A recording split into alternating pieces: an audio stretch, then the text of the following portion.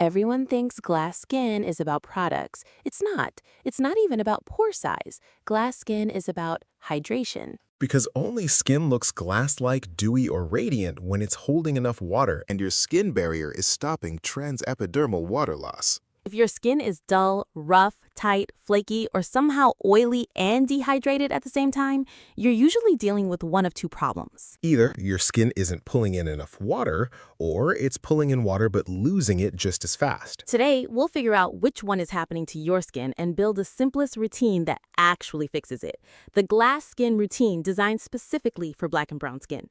Welcome back to Black Skin Science. I'm Alex. I'm Sam. If this is your first time, we're happy to have you. Over here we talk about all things skincare and dermatology from a cosmetic science perspective. If you haven't already, please go on ahead and hit that subscribe button. It's a free way to support our show. All right, let's get into it. Let's get into it. Before we get into the routine itself, one important caveat.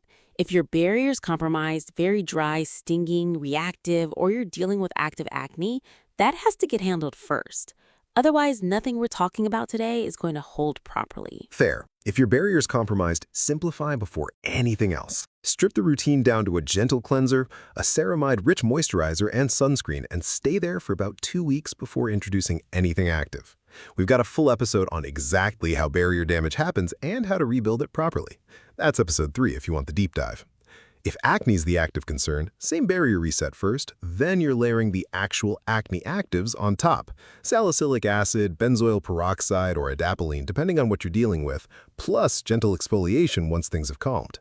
Full causes and the full treatment ladder are in episode 4. And if neither of those is you, or once you've done that groundwork, here's the build. Actually, before the build, let's work out which hydration problem you have.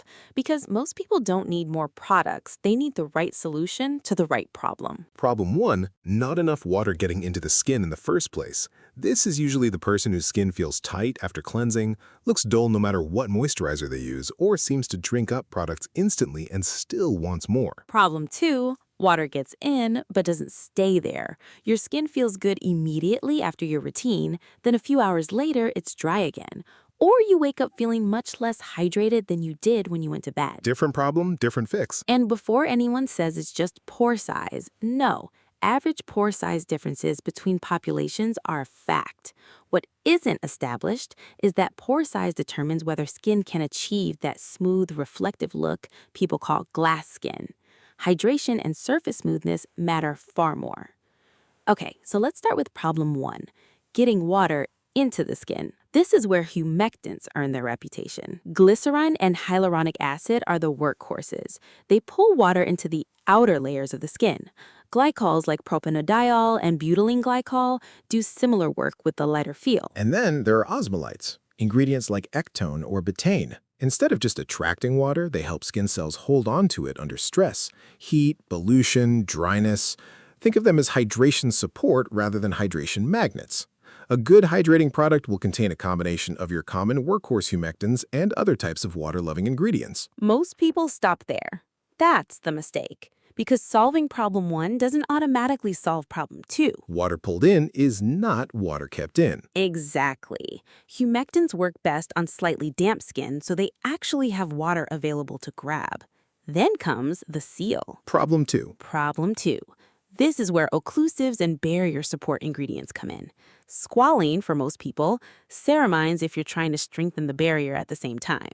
Richer creams and shea-based products if your skin is genuinely dry. And the order matters. Humectant first, occlusive second.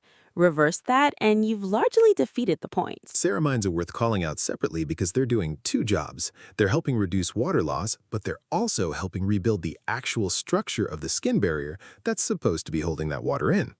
2 hero actives worth naming here because they also pull double duty: azelaic acid and lactic acid. Azelaic acid is anti-inflammatory and helps with pigmentation. Full breakdowns in the acne episode.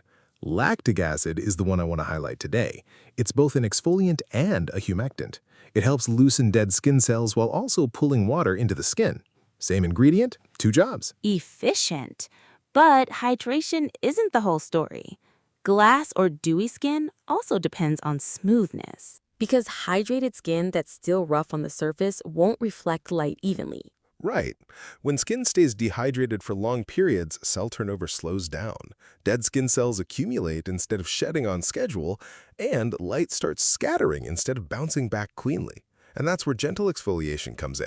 The full science of exfoliation deserves its own episode, and that's coming next. But the practical version is simple. Lactic acid or mandelic acid 1 to 2 times a week, not nightly, not aggressively. Let the turnover cycle do the work. That's roughly 4 to 6 weeks for younger skin and longer as we age. So patience, basically, not intensity. Patience, absolutely. This is also where a lot of people accidentally sabotage their own routine. Heavy occlusives themselves aren't the villain. Pure petrolatum and dimethicone are genuinely not comedogenic. Dermatologists use them for a reason. The problem is usually not one heavy product.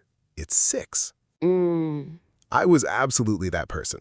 Toner, essence, serum, second serum, moisturizer, sleeping mask, then wondering why my skin looked more textured instead of smoother. But instead, you introduce a stacking problem, especially if you're oily or acne-prone.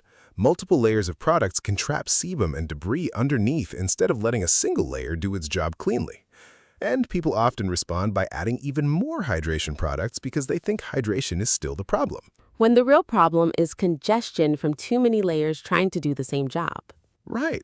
Pick one humectant step, one occlusive. 2 if you genuinely need it, not 5. Stacking shows up in ingredients too, not just layers. Some humectants also act as penetration enhancers. They help other ingredients travel deeper into the skin. Brilliant when it's one product, less brilliant when 3 products in the same routine are quietly doing that at once. Suddenly, you've increased the effective strength of the entire routine without realizing it, which is the most annoying kind of problem because everything looked perfectly reasonable on paper. So, landed simply, glass skin isn't a product category and it isn't a pore size category. It's usually the result of solving one of 2 hydration problems. Either your skin wasn't getting enough water in, or it wasn't keeping that water there long enough to matter. Build on a healthy barrier, add gentle exfoliation for smoothness, avoid overstacking products, and give the process weeks instead of days. Fix the delivery, fix the retention, then let time do the rest. Once again, for the deep dives, Barrier Issues, Episode 3, Acne, Episode 4, Full Exfoliation Science, next episode. And if you want your actual shelf checked, the routine audit and the free guides are both at blackskinscience.com. For now, go put something hydrating on. If you enjoyed this episode, please don't forget to like, subscribe, and comment down below. We'll catch you in the next episode. See you next time. Bye, everybody.